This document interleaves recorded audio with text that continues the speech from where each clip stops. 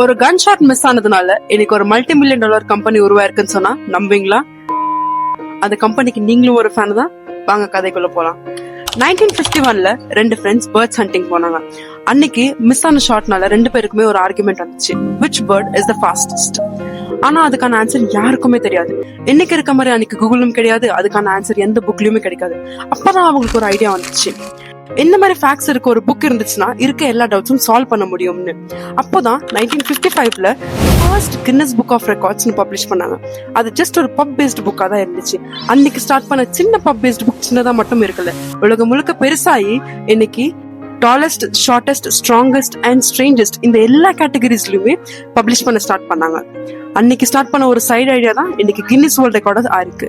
அன்னைக்கு ஷூட்டிங் போன ஃப்ரெண்ட்ஸ் மாதிரி உங்களுக்கும் ஷூட்டிங் இல்ல அவுட்டிங் போற ஃப்ரெண்ட்ஸ் இருந்தா அவங்களுக்கு இந்த வீடியோவை ஷேர் பண்ணுங்க.